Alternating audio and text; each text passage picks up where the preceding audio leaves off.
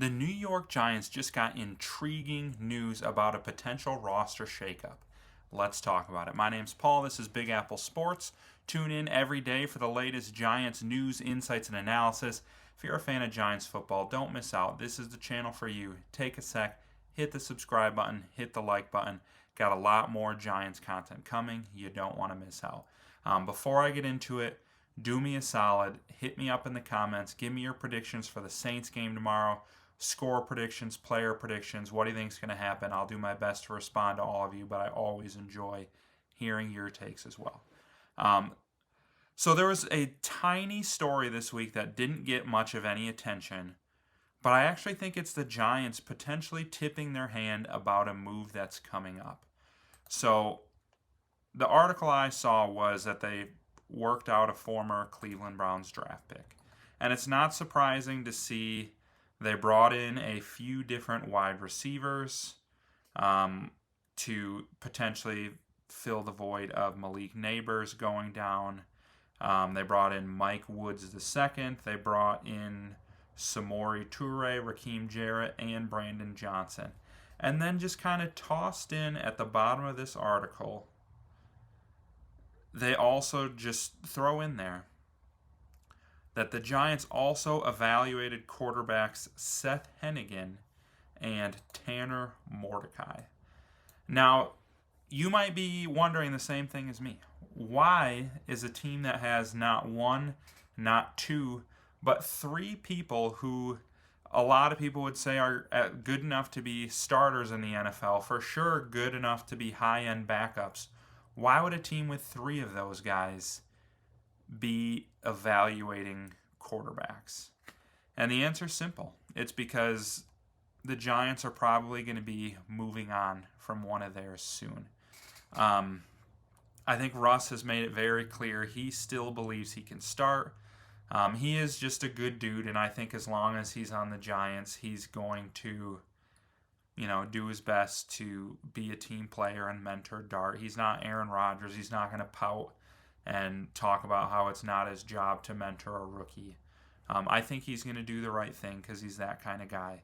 But at the same time, I think the Giants want to do right by him, and I think he doesn't want to be a backup right now. And frankly, I'd much rather watch Jameis Winston as the backup. I think he's the funniest player in the NFL. I think if he were perchance to go in there, because heaven forbid Jackson Dart got injured, he'd be entertaining, if nothing else. He's not going to win a ton of games, but he's going to throw for a lot of yards. He's going to throw touchdowns. He's going to throw picks.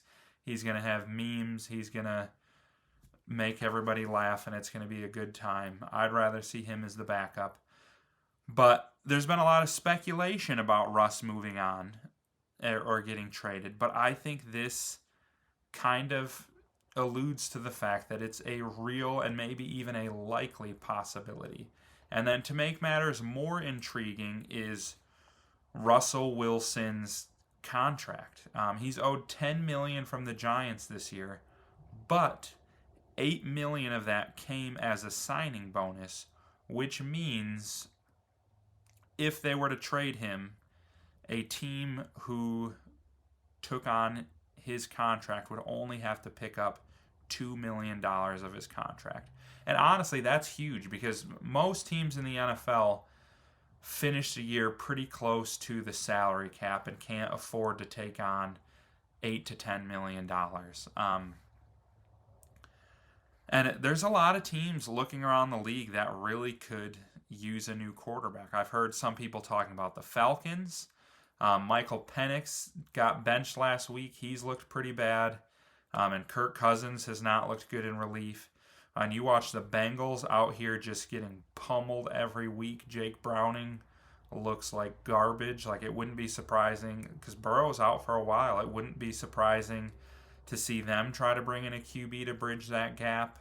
Flacco looked terrible in Cleveland, but that's a playoff defense. So if Dylan Gabriel looks bad, maybe they look at Shador, but maybe they're a team that could decide, I think with this defense we can win now. Maybe we bring in Russ. But regardless, I do think that there's a market for him, and it's only going to cost a team $2 million. And you can see the Giants are motivated and already working on like a contingency plan to make this work.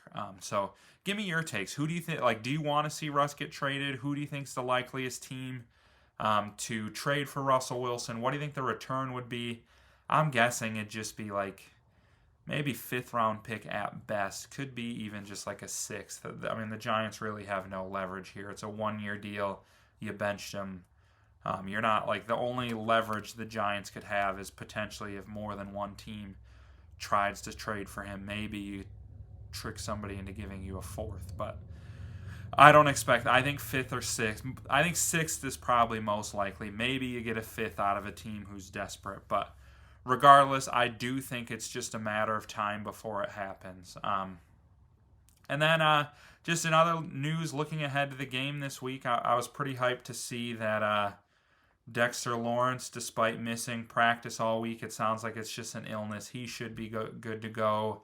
I talked yesterday, I'll post a video at the end here, about how the Giants are kind of getting slighted here, but that not only that, but Jackson Dart's coming in with a big chip on his shoulder because he was passed on by the Saints. But now there's some talk about Cam Scatterbo. I mean, Lord knows the guy plays every single game with a chip on his shoulder. He just finally vocalized it and explained why he does that. But man, is he fun to watch. He just wrecks people every play. I fear for his head and his CTE, and it's hard to feel like the way he plays is sustainable, but he did it his whole college career. He's doing it in the NFL, and I hope we get to see him do it for a long time because, man, it's like watching 90s football again, like Mike Allstott out there, the way he just lowers his shoulder and his head and just knocks people to the ground. And then moving forward, like I think the Saints this week's going to be a dub. Like the Giants looked like a more motivated team with Jackson Dart out there. I think their offense has enough going for it, even without Neighbors, that they can put up 20 plus. I mean, I don't see them putting up 30, but I think 20 to 24 on the Saints is very doable. And I think this defense is starting to figure out what they're good at, and I expect them to hold the Saints to more like 13 to 16, somewhere in there. And then, the Eagles, they're undefeated, but they have not been pretty. And anything can happen Thursday Night Football. It's always the weirdest game of the week. Don't sleep on the Giants in that game. I think it's going to be a fun end of the season.